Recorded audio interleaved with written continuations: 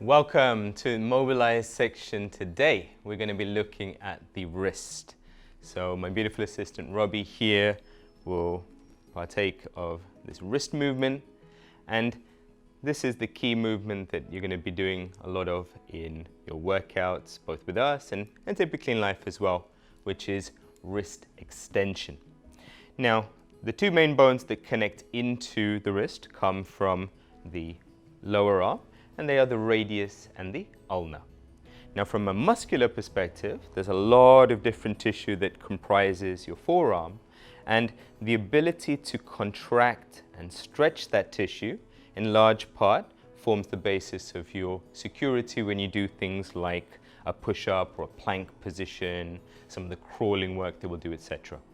So it's always important to say that if the pain that you're feeling when you're doing these kinds of things is really quite sharp and it's very direct, only on one side, this kind of thing, don't try and just sort of guess your way through it. Really get the help of a qualified medical practitioner and make sure that there isn't an underlying serious problem. These are more sort of if you're just feeling a little bit of tension and tightness, just a bit of discomfort trying to get into a good, solid foundational position. These exercises will help you to discover what may be the problem there. So let's say, for example, that we wanted to get this position to be able to hold an effective push-up position on the floor or a crawl hold position.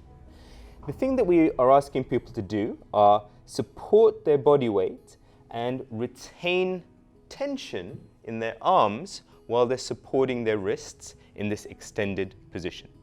So from that perspective, let's check out the push-up and just see from a knee position here, as you just apply weight on it, does it feel relatively comfortable? Does it feel a bit tight as you move through some different ranges? These kinds of things. So you're doing a little test there. Then from here, as part of the release work, we're thinking of just maybe creating a temporary window to allow the forearm just to relax a little bit and see if then we can provide more tension to get into a better wrist extension position. So what I might do is I might just get into the soft tissue around the forearm, so not directly on the bone, and just sort of explore a little bit there and see, oh yeah, there's just something in there where it's not a direct sharp pain, it's just maybe uncomfortable. And as I apply force there, either with my fingers or perhaps getting the ball in that spot and then just applying a bit of extra force by leaning my body weight into it, does that start to just release some of that, what we call neurological tension? Does your brain go, okay, I can just relax a little bit here? To facilitate that, think of deep breathing in through the nose and out through the nose, and staying in nasal breathing is a really simple way of remaining in what we call parasympathetic or low tone neurological state. When you're doing your workouts in the circuits, for example, you're going to spend more time in a sympathetic or a higher intensity state. About 60 to 90 seconds, and you saw me there just gently exploring some different areas. When I find a spot, don't move around too much, just chill out there for a little bit, and you can always do more spots if you need to. And then of course, both sides if you have that need as well.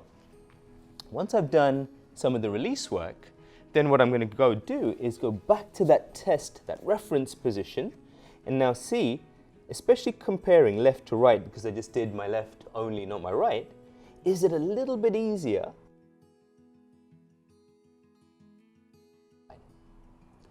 From there, just hunting around for some new spots, and just spending time in these positions is a key thing as well. And then finally, from a strengthening perspective, what we're going to think about doing here is putting force into tissue, but of our own volition. So now I'm going to think about my fingers starting by pointing directly away from me. So it's just in a neutral position. And then I'm going to think of squeezing or contracting the muscles on the top of my forearm. And that's going to pull my fingers up to the sky. And as you can see here, that shape is exactly the type of shape we want to hold when we do our planks, our crawl holds, etc. So the stronger you are at holding this position yourself, the easier it's going to be to put your body weight down on it and then move around and be dynamic, as we will do. So there you've got three really interesting ways of exploring and playing around with the connection of your wrist into your forearm tissue. You've got some stretches, some strengthening work, and if you join us for more videos to come, we'll show you some different points of interest in terms of some of the release work and some different exercises to both strengthen and stretchen your wrist in different positions. Until then, see you later from me and Robbie.